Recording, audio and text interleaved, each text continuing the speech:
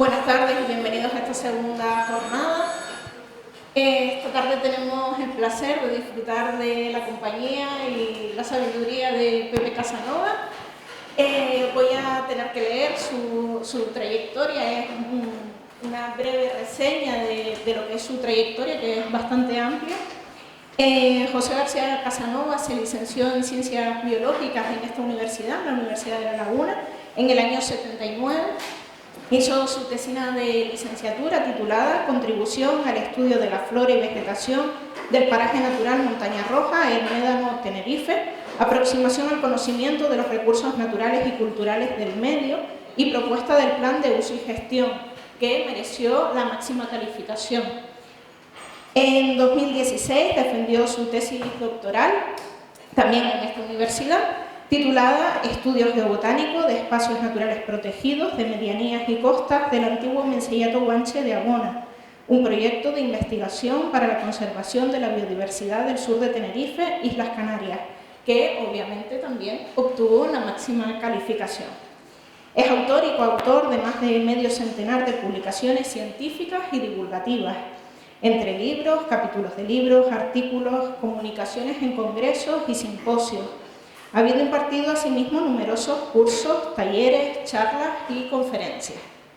Desde 1985 hasta el 87 formó parte del primer equipo de guías interpretadores del Parque Nacional del Teide. A partir de 1987 pasó a desarrollar su actividad profesional en la Viceconsejería de Medio Ambiente del Gobierno de Canarias, centrando su trabajo tanto en la divulgación y educación ambiental como en la conservación de la flora canaria amenazada y la planificación y gestión de espacios naturales protegidos, desempeñando el cargo de director conservador del paraje natural Malpaís de Güímar. Secretario también correspondiente del patronato entre los años 80 y 90 del pasado siglo. Miembro del Instituto de Estudios Canarios, socio de honor y vicepresidente de la Asociación de Amigos del Museo de la Naturaleza y la Arqueología de Tenerife, y además es socio de distintas organizaciones no gubernamentales de carácter medioambientalista y humanitario. Se caracteriza por ser una persona inquieta y amable, que ayuda a los que se lo solicitamos sin pedir nada a cambio, y predispuesto pues, a participar en cualquier evento de este tipo, de ámbito pues, de educación medioambiental, y siempre en contacto con la sociedad, con todo el público. Muchísimas gracias, Pepe, por estar esta tarde aquí con nosotros y vamos a disfrutar de tu charla.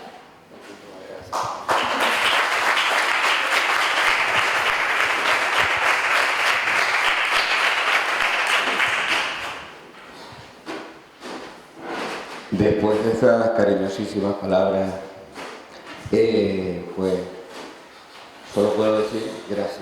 Gracias, además, que hago extensiva pues, a todos ustedes que están aquí presentes, acompañándonos y bueno, participando de un proyecto muy bonito que son estas primeras jornadas medioambientales de la Universidad de La Laguna. Iniciativa que ha sido posible gracias a la participación y al liderazgo de la profesora Victoria Eugenia Martín Osorio, de Borja y de un montón de personas que, como se dijo ayer en la presentación de la jornada, han estado participando en plan talleres, haciendo estas maravillas que hemos podido ver en las diferentes exposiciones. Dicho lo cual, también un saludo especial y cariñoso a mi profesor, don Alfredo Vilpre de la Torre, que en este aula precisamente lo conocí y me impartió los primeros conocimientos de esa ciencia amable que es la botánica. Él fue quien me dirigió, junto con el profesor Octavio Rodríguez Delgado, primero la tesina o tesis de licenciatura sobre Montaña Roja y también en la tesis doctoral sobre los espacios naturales protegidos del sur, estudios geobotánicos para su conservación. Dicho lo cual, agradezco que me hayan invitado a estar hoy esta tarde aquí con todos ustedes y bueno, voy a contarles una historia. Les voy a llevar de paseo un paseo por la parte alta de la isla de Tenerife y espero que les guste.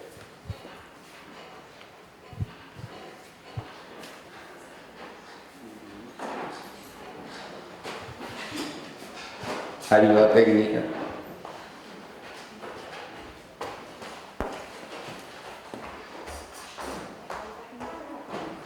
Sí, bueno, que tengo minimizado, creo.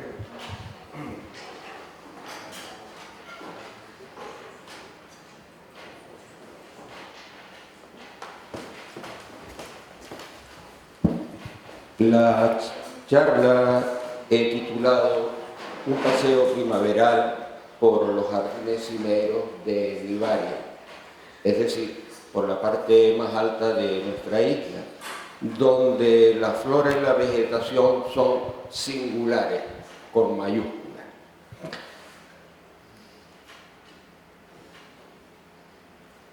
Contextualizando nuestro territorio, nos encontramos en un archipiélago situado en el Atlántico, en el este del Atlántico Norte, a escasa distancia del continente africano, una isla con una superficie aproximada de poco más de 2.000 kilómetros cuadrados, una gran altitud, 3.714, 15 o 16, es igual, metro más, metro menos, con una edad geológica considerable, cercana a los 14 millones de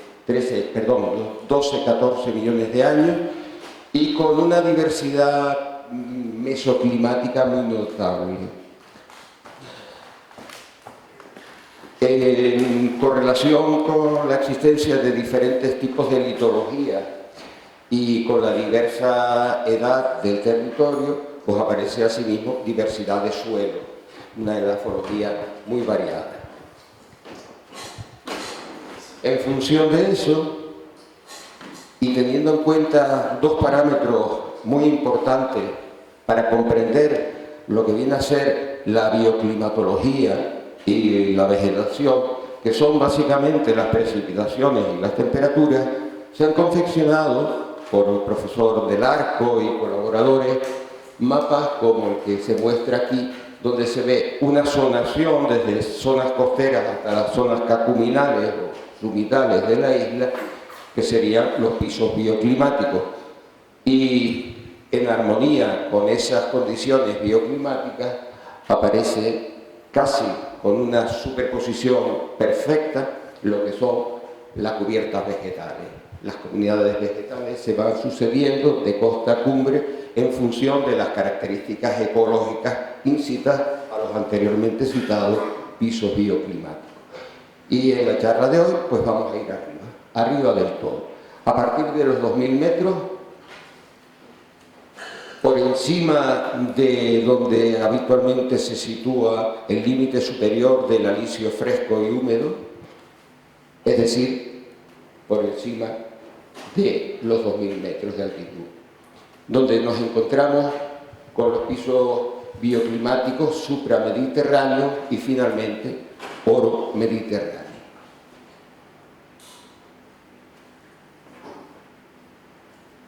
Pero antes de entrar en el jardín, vamos a ver qué ha hecho el ser humano en este territorio desde épocas anteriores a la conquista hasta fundamentalmente la actualidad.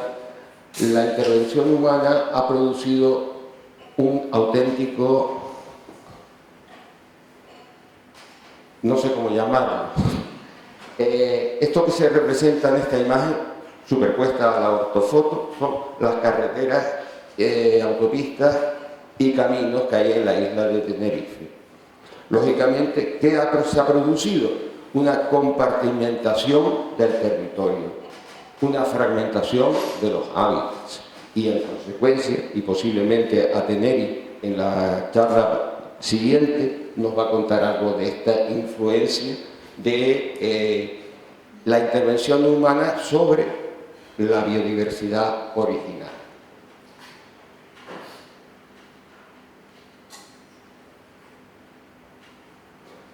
Bueno, es verdad que hay que poner algo en positivo, y no hay que ser excesivamente truculento en la presentación de las realidades, y es cierto que existen unos intentos de frenar la alteración tan importante que ha sufrido y que sigue sufriendo el territorio, y para eso pues hay políticas de conservación in situ mediante la declaración de una serie de espacios naturales protegidos que en la isla de Tenerife pues abarca casi el 48,6% de todo el territorio insular, y que con diferentes figuras de protección: Parque Nacional, tenemos el Parque Nacional del Teide, 4 reservas naturales integrales, 6 reservas naturales especiales, un parque natural, 2 parques rurales, 14 monumentos naturales, 8 paisajes protegidos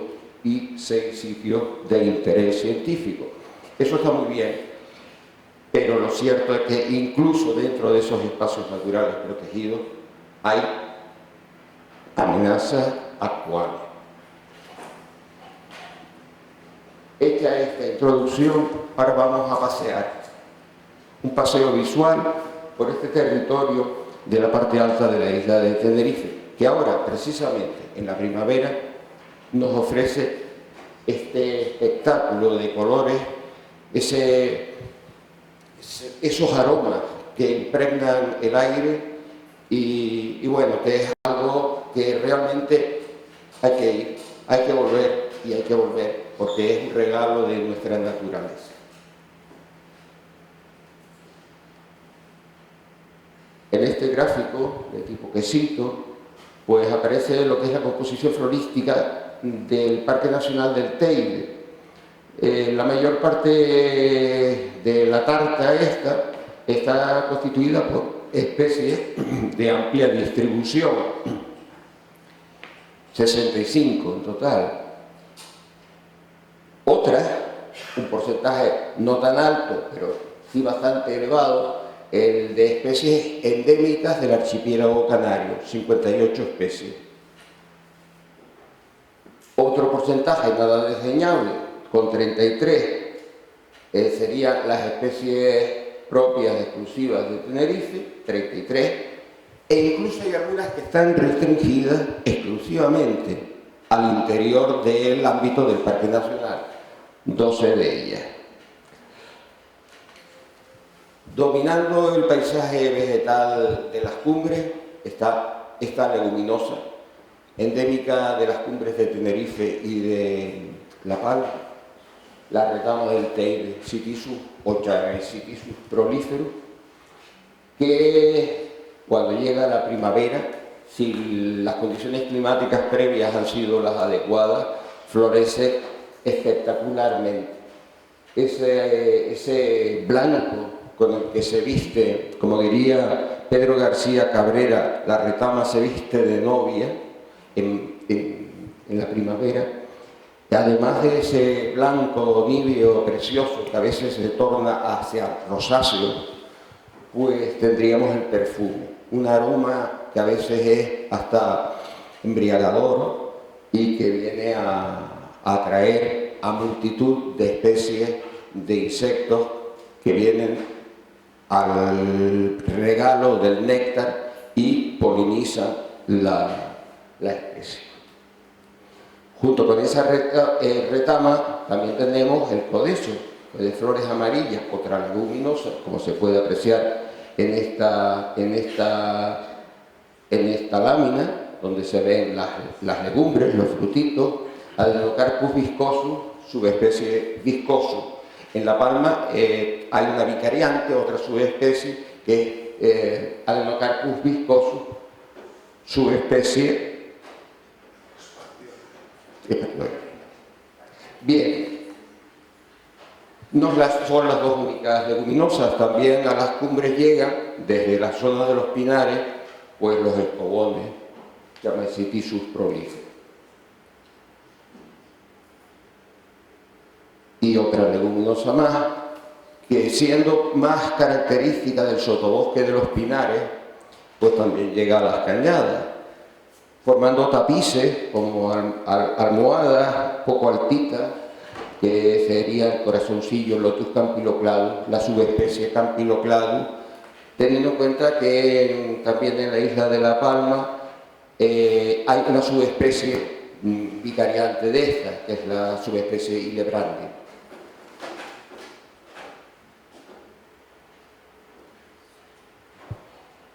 Esta es una planta que tiene una historia curiosa. En los años 40 y 50, el botánico sueco Enrique Ventenius, que le encantaba las cañadas y se las pateaba, pues en sus trabajos hacía referencia a esta planta como una planta muy rara e incluso tenía sus dudas sobre si se podría extinguir. Estamos hablando de los años 40, hace 80, 70, 80 años. Sin embargo, la realidad actual es totalmente diferente.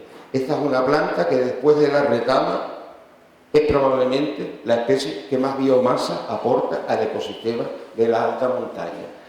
Ha experimentado, quizás al principio cuando se declara el Parque Nacional del Teide en el año 1954 y se prohíbe el pastoreo, pues claro, se van recuperando plantas, pero que esta, además de recuperarse como otras, es que ha ido a más, a más, a más. Y se está intentando buscar la explicación. Se habla de que quizás es una planta nitrófila, que la presencia de conejos en las cumbres aportan mucho nitrógeno al suelo y eso favorece el crecimiento y propagación de esta planta. También se habla de algo que es real, el cambio climático, que también posiblemente favorezca la expansión de esta especie, pudiendo llegar incluso a cotas bastante bajas, casi a los 500 metros en algunos barrancos del sur de la isla. Bien, rosalito de cumbre, hierba falsa conejera, el Pterocephalus glaciospermum, un endemismo exclusivo de la isla de Tenerife.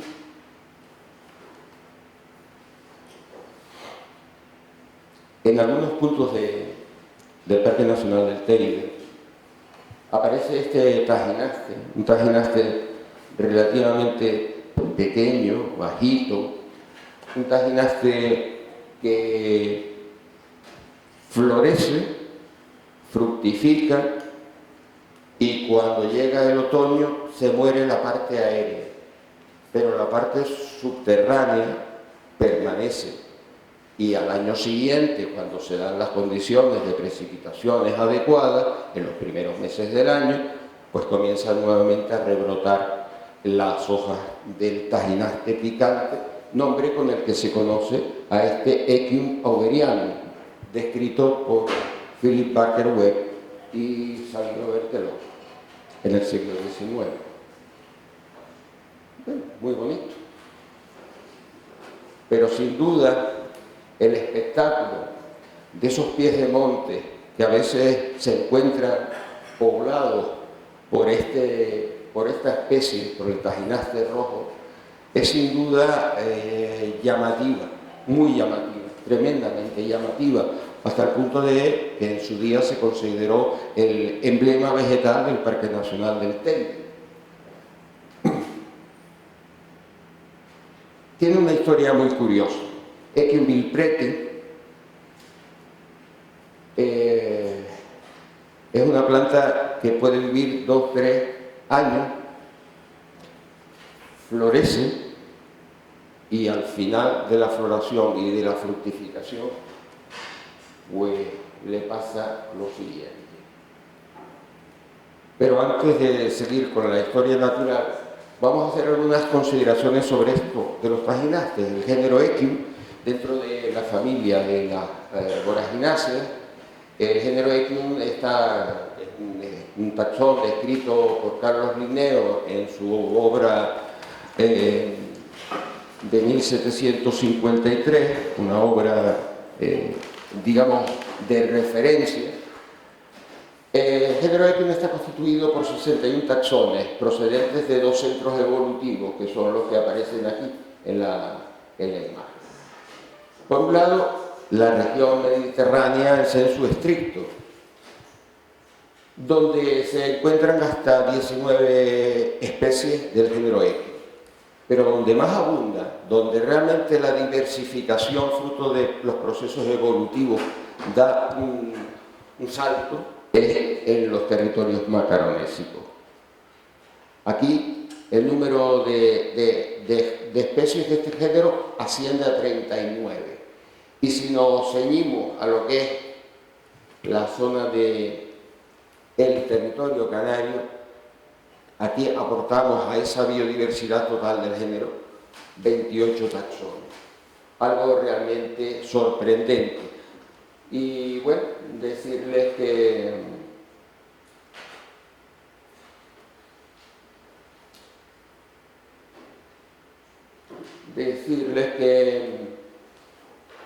ese grupo pues, está dividido en secciones en función del hábito y de las características de la flora y la inflorescencia. Hay algunas que son hierbas y otras que son arbustos leñosos. El grupo del Mediterráneo solamente son hierbas. Y aquí en Canarias pues hay de los dos tipos, predominando las de biotipo leñoso. Bueno, y vamos a hacer un poco de historia de Equium bilpreti.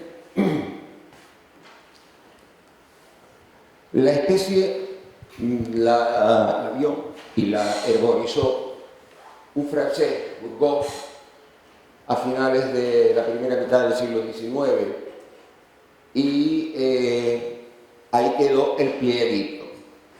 Philip Parker Webb, el botánico autor, junto con Sabino Berthelot, de la historia natural de las Islas Canarias, dijo, voy a llamarla Equium bourguiana, pero se murió antes de publicarlo, el nombre. Por tanto, no existía. Principios del siglo XX, 1903, pues Coincide describe esta planta y se la dedica a Bourgault. Entonces es Equium bourguianum, Webb ex Coincide. Pero ¿qué pasa? Que llegó tarde y como no había internet en aquellas épocas, pues no se había enterado de que justo el año anterior, en 1902, Joseph Dalton Hooker la había descrito válidamente en la revista Curtis Botanical Magazine, en el número 128, y se le había dado el nombre de Equium bilpreti, nombre que ya anteriormente había propuesto Pearson, Henry Harold Welch Pearson, en honor a el bisabuelo del profesor Bilpret, Hermann Bilpret Sodet, horticultor suizo, residente en la Orotava durante el siglo XIX y conservador en su momento del jardín de aclimatación de la Orotava.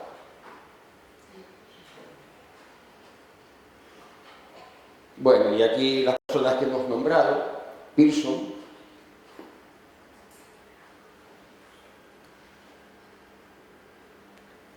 tu bisabuelo, profesor Hermann Bilpret Sodet, y Joseph Dalton Hooker. Y esta es la lámina publicada en la revista original en 1902. Esta es, por tanto, el icono, lámina, de esta especie vegetal tan singular de Tenerife. Bueno, pues esto para un poco los que tengan interés en temas de sistemática y tal. Ahí está el nombre de la especie, la paternidad de la especie Pearson ex Hooker, la referencia nomenclatural haciendo alusión a la revista. Por aquí he dicho algo. Ay, perdón. Ahora. Bueno, familia de las borrajas, una borraginácea. La subfamilia Boraginoidea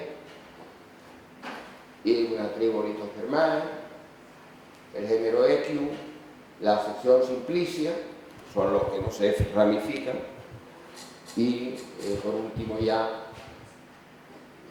el nombre común, Tajinaste, Tajinaste del Teide, Tajinaste rojo, creo que algunos lo llaman orgullo de Tenerife. Bueno, es endémica exclusiva de Tenerife, porque en La Palma lo que se consideraba subespecie Tricosifo, haciendo referencia al Tajinaste rosado, pues ahora se ha visto que existía, siguiendo las normas del Código Botánico de Taxonomía, había ya una referencia dedicada a uno de los médicos botánicos de la época, Pérez. Y entonces ahí está Equium perezi, de flores rosadas, considerado hasta fechas recientes eso, la subespecie del taxón Tinerfeño. Hoy se consideran dos especies muy emparentadas, pero diferentes.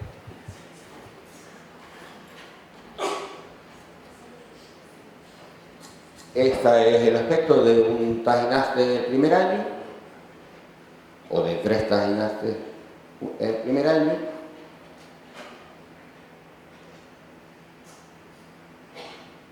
Como ven, son un montón de hojas densamente dispuestas, hojas lanceoladas. Al segundo o tercer año, si las condiciones climáticas lo facilitan, se produce un rápido desarrollo de un escapo floral que se recubre de densas flores, que alcanzan pues una altura notable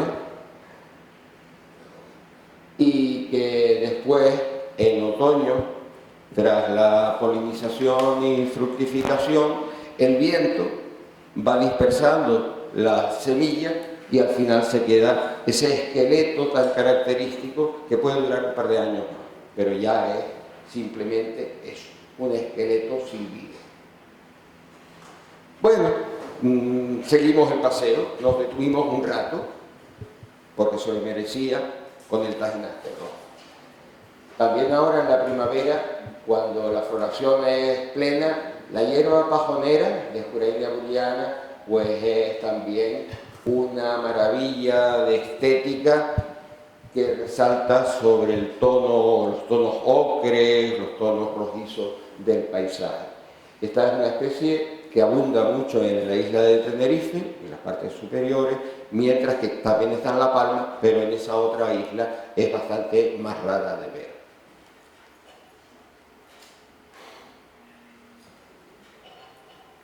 El alelí del Teide. Como decía Cristina cuando me presentaste, estuve 3 años trabajando en el Teide de guía intérprete o de guía interpretador y subíamos casi todos los días.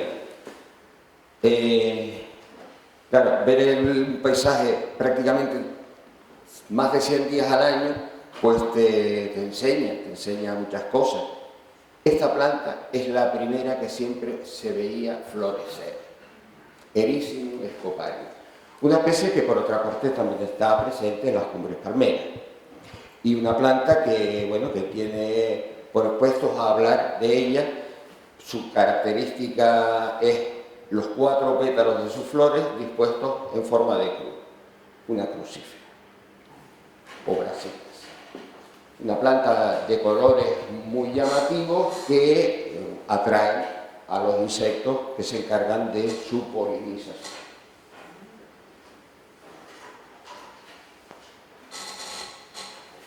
Bueno, ahora vamos a hablar de algunas compuestas de la alta montaña, como el cabezón de la cumbre, que es el Olophus teidis, una especie que yo cada vez la veo más abundante.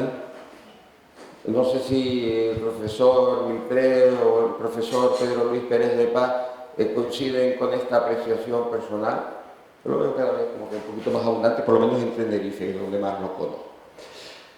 Una especie de floración tardía, ya casi metidos en el verano, como muchos cabezones.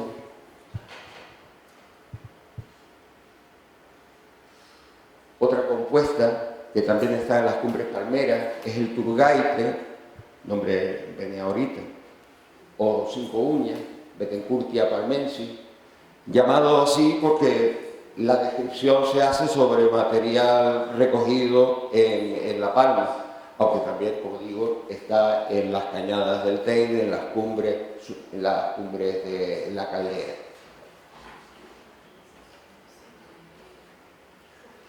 Otra compuesta, esta es como una herbácea, lechuguilla de cumbre, exclusiva de Tenerife, de las cumbres tinerfeñas, Torpis wevi, dedicado al ya mentado Philip Barker Webb. Otra compuesta muy pequeñita, el pompón de las cañadas, Erigeron calderae, que es una planta relativamente escasa, motivo por el cual se ha incluido en el catálogo canario de especies protegidas con la categoría de interés para los ecosistemas canarios. Otra compuesta, la malpica de cumbre, cardo de cumbre también lo llaman, Carlina cerantemoides, que es también una especie exclusiva de los matorrales de la alta montaña y de la parte superior de los pinares.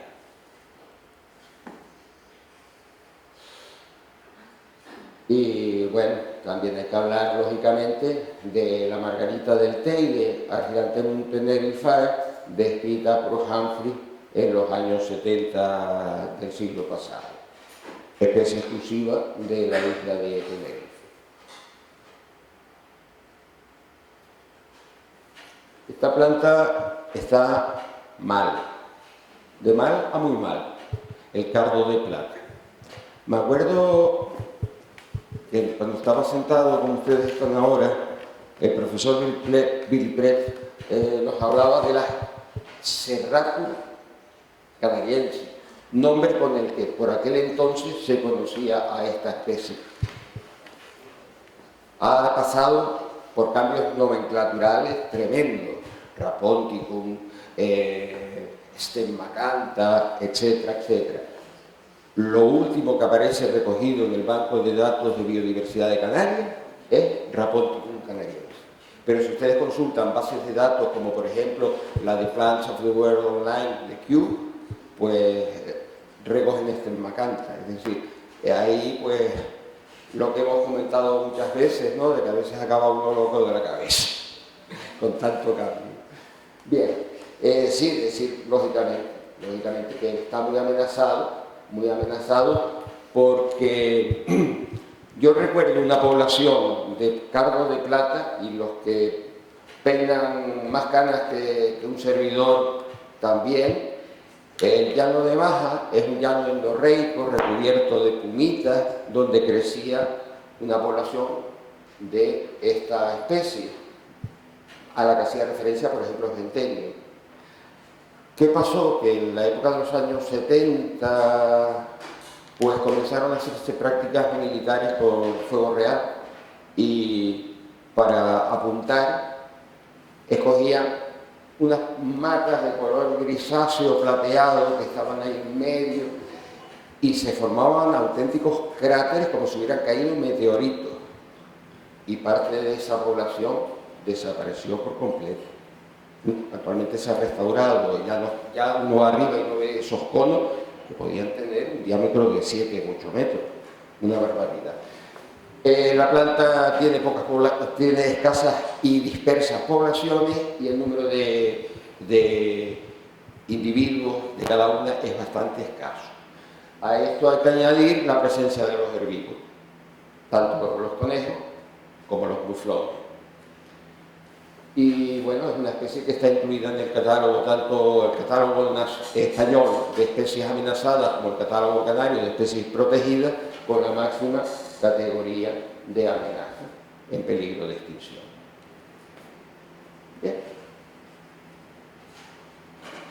Las labiadas son un grupo de plantas muy interesantes. Aquí está Pedro Luis Pérez de Paz, que hizo su tesis doctoral sobre esta familia y concretamente, si no recuerdo mal, cogiste, Pedro, Micromeria y Sideritis. Bien, en este caso es una chajorra, también la llaman a veces salvia blanca, Sideritis heliocéfala, la llaman cajorra del Teide, y se caracteriza porque sus hojas forman una especie de macolla. Bueno, fatal. Esto tiene remedio, tiene arreglo, espero.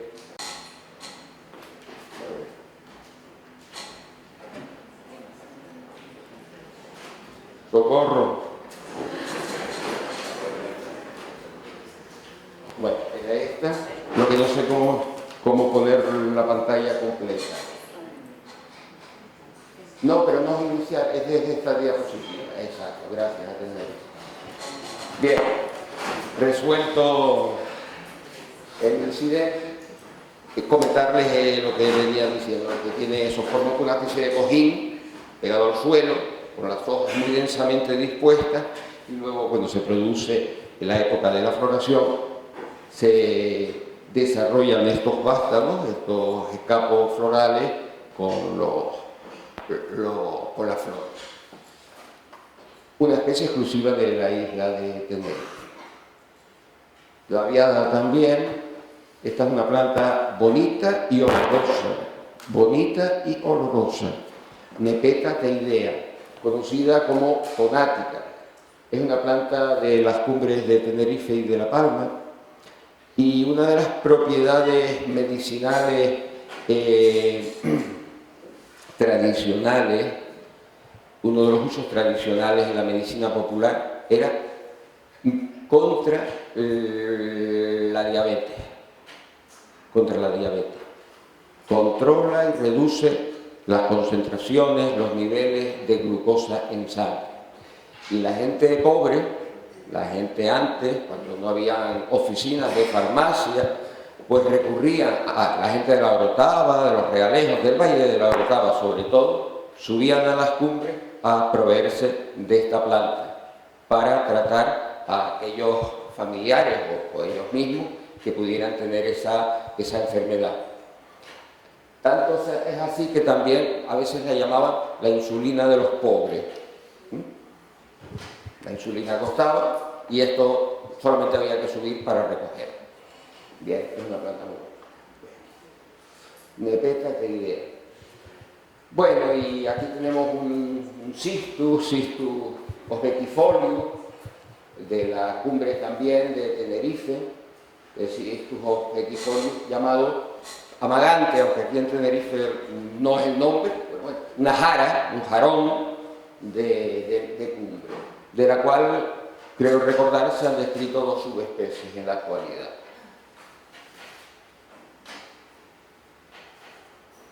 Bueno, aquí tenemos una planta, la jarilla de las cañadas, Erianthemum juliae, descrita por el profesor Vilpré. Es una planta que tiene muy escasas poblaciones, 2 o 3 pequeñas poblaciones, con bajo número de individuos, con una dinámica poblacional regresiva, cada vez hay menos, y todas estas circunstancias han hecho que se le haya incluido en los catálogos de protección con la máxima categoría de amenaza, en peligro de extinción.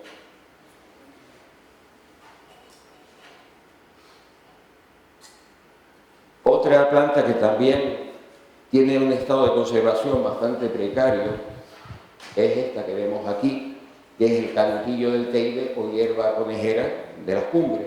Silene nocteolens, nocte noche, olens huele.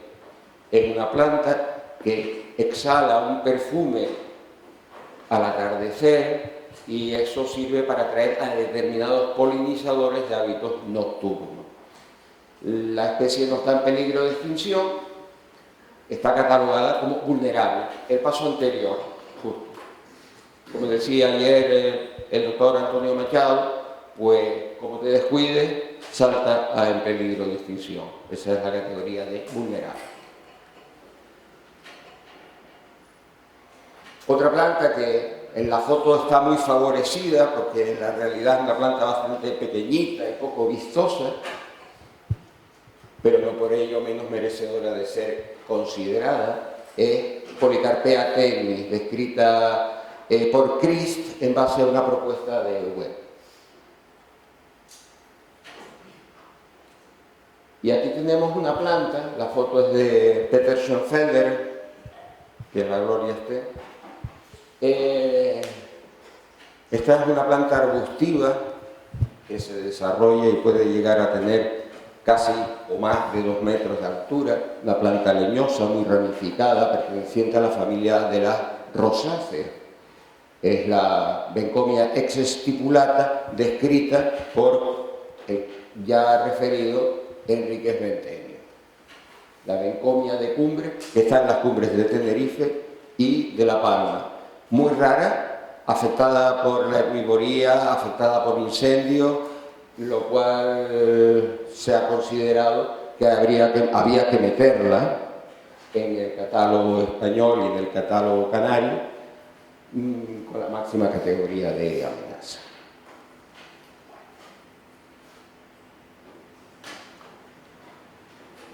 Bueno, esta es una planta que no es demasiado rara arriba, es un plantago, pinillo blanco, crespa, plantago Webb, que está en las cumbres de Tenerife, de La Palma y también de Gran Canaria.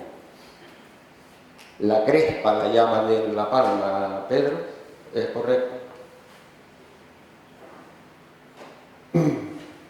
Bueno, esto es un perejil, es una umbelífera, es de color clarito, por eso lo llaman perejil blanco. Es del género Pimpinela y su nombre, que le dio Lin, es Pimpinela cumbrae, perejil de cumbre, que está en las cumbres de Tenerife y de La Palma. Scrofularia glabrata, la fistolera de cumbre, es otra especie endémica de las cumbres tinerfeño-palmeras. Esta plantita que ven ahí es un arbustito que en las cañadas crece normalmente en grietas, no se desarrolla mucho, sin embargo, en cotas inferiores, por ejemplo en el Barranco del Rey, en Arona, entre Arona y Adeje, se encuentran ejemplares un poquito más desarrollados. Lógicamente la cantidad, disponibilidad de suelo y de agua, pues hacen que las plantas estén más desarrolladas o menos desarrolladas. El moralito o mocanillo, Rhamnus integrifolia, especie endémica de la isla de Tenerife. Y repetimos la última historia, que es la historia de los cedros de las cañadas. Probablemente se dice que en todas las cumbres de las cañadas habían bosques de cedros, habían cedrales como hay también en las cumbres de La Palma. Juniperus cedrus tiene unas características de que hay árboles machos, árboles hembras. Los árboles hembras son los que producen estas infrutescencias y los cuervos eran tradicionalmente los que se encargaban de comerlas y dispersar las semillas. Cuando escasean los cuervos, tal como comentamos, pues aparece el lagarto, que es capaz de también convertirse en dispersor, aunque eso sí, a mucha menos distancia, 20-30 metros como mucho. Sin embargo, recientemente, estudiando la biología de esta especie, se vio que este mirlo, que es el Turdus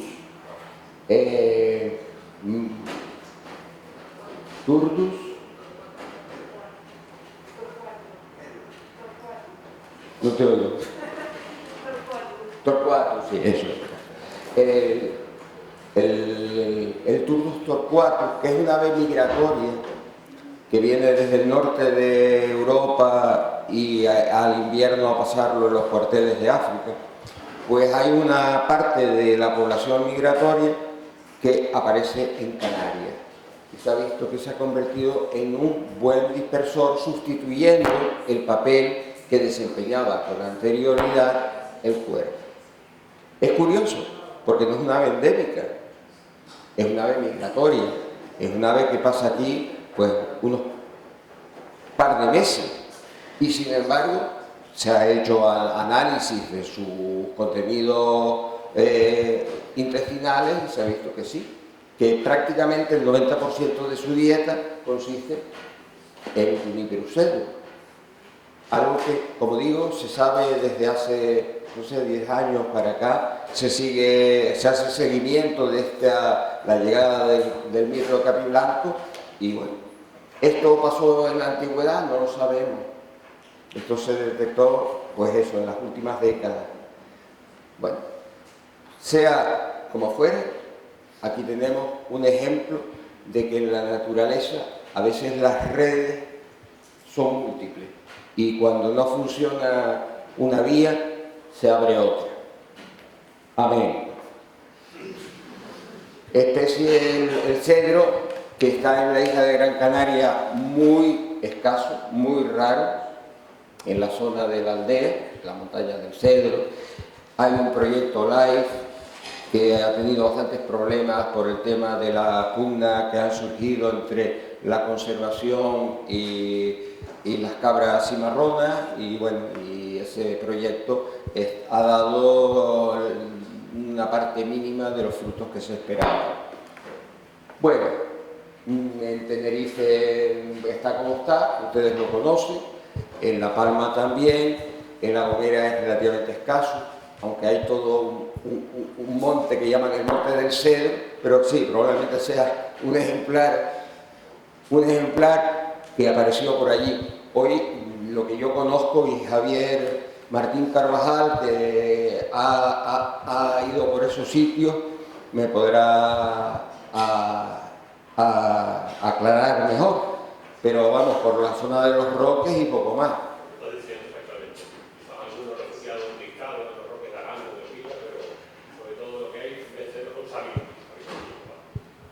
Pues nada, está en una categoría de amenaza del catálogo canario de especies protegidas de vulnerable. Vamos a ver qué pasa.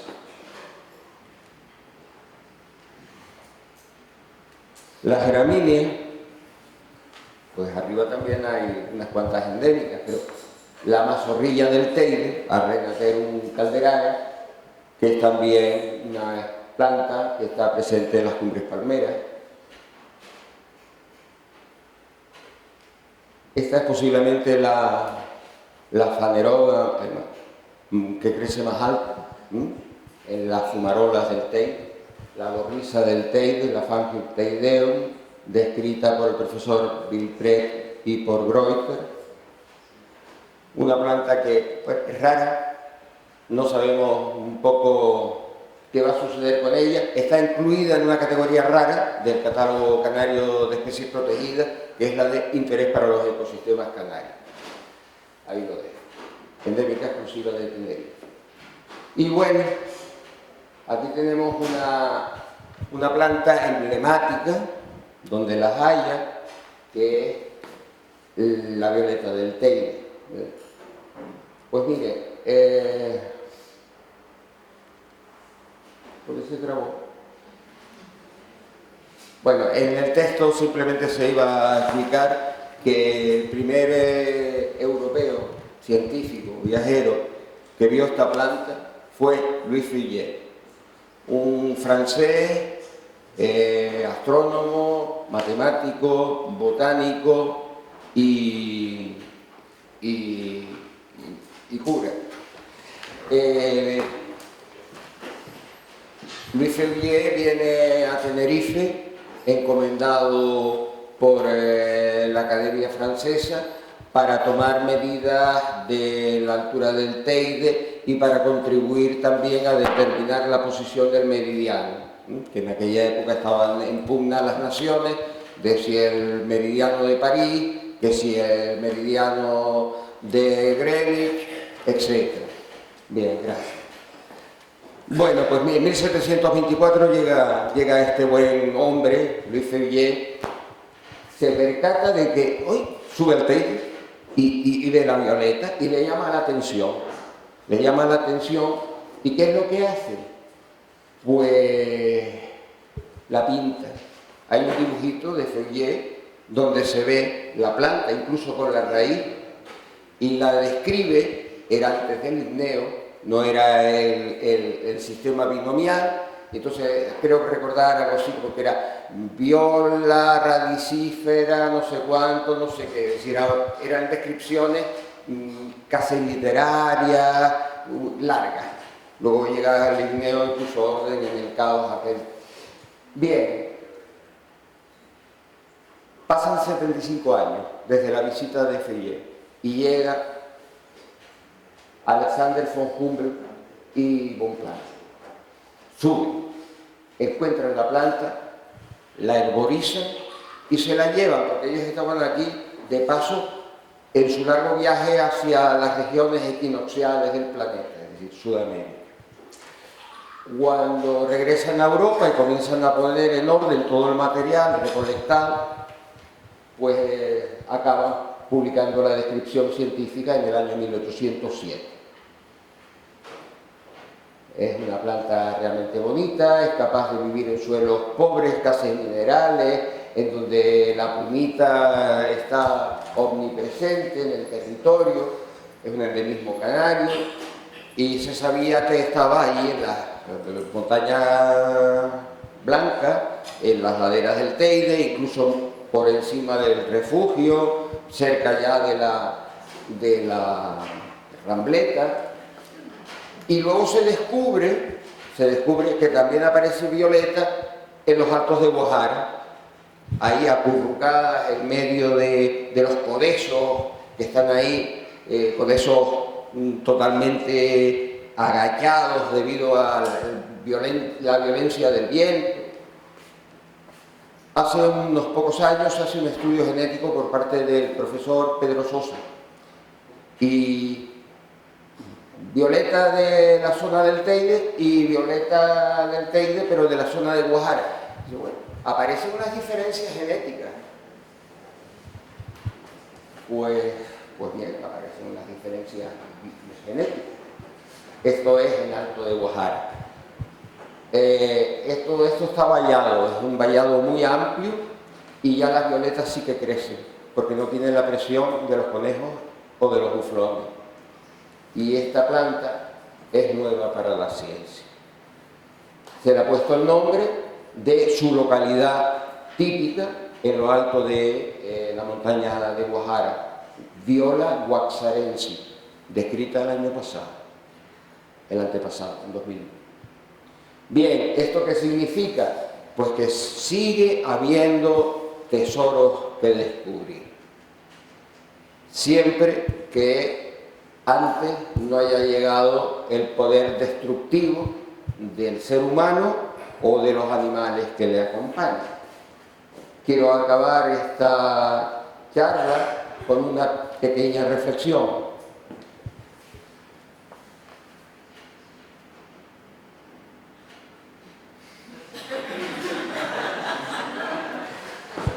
Bueno, esto es un texto de un cuentito que seguro que todos ustedes han leído, escrito por un francés aviador que hace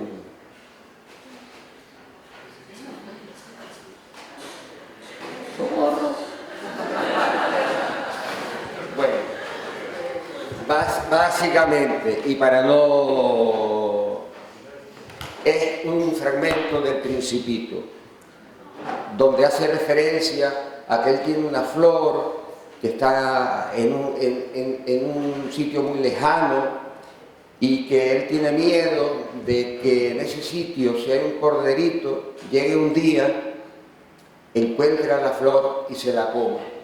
Y dice, y para mí, si eso sucede, es como de repente todas las estrellas se apagasen.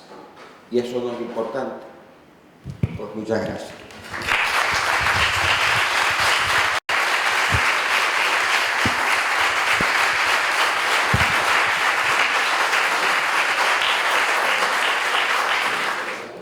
Bueno, vamos a continuar un pequeño turno de palabra para que no se haga muy tarde tampoco el final de la segunda conferencia. ¿Alguien quiere hacer alguna pregunta, alguna reflexión? ¿Algún comentario? Gracias. ¿Alguien se anima o no se anima?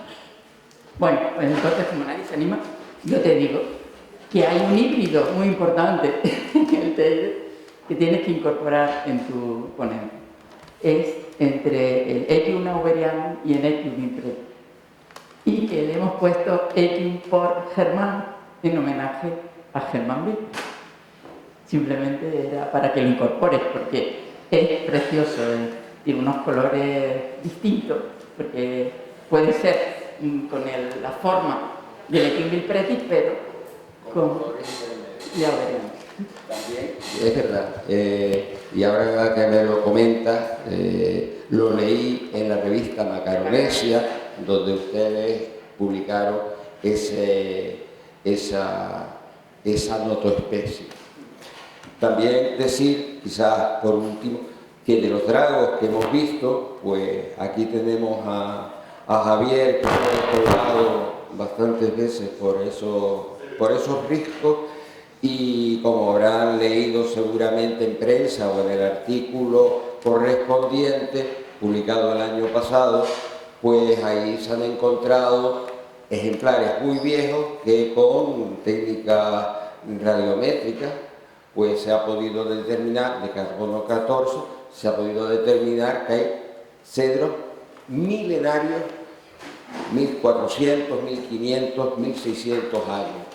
Eso realmente, de hecho, ha salido como que aquí en Canarias, concretamente en Las Cañadas, se encuentra el árbol más viejo de toda Europa, entendiendo que pertenecemos políticamente a Europa. Bueno, pues, por eso, no piso el suelo. Muy bien. Yo casualmente he estado esta mañana con mis alumnos, algunos alumnos están por allí, y hemos estado en el TEIDE. Y tengo que decir que aunque la floración está un poco tardía, por lo menos en la parte que hemos visto, nosotros hemos ido hasta el centro de visitantes del Portillo, porque no daba tiempo a más, y el horario de las prácticas es el que es.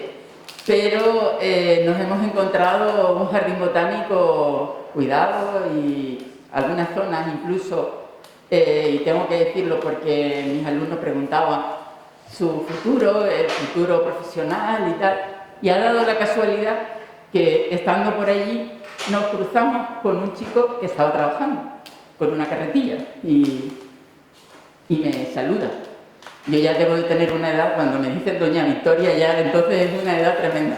Y entonces dice, ¿no se acuerda de mí? Soy alumno suyo del máster de biodiversidad. Y digo, ¿de verdad? Pues por favor, explícalo. Sí. Sí, fantástico. Pues enhorabuena porque nos ha llevado a la parte interior, nos ha enseñado el banco de semillas que tienen allí, cómo trabajaban, y nos ha explicado lo del mirlo y el cedro. Bueno, yo creo que ha sido una clase improvisada, y más por un antiguo alumno del máster de biodiversidad, es decir, que hay futuro. Bueno, pues yo quiero ya agradecerte que hayas venido. Quiero decirle a la siguiente conferenciante que ya tiene la palabra y muchas gracias, Pedro, por todo.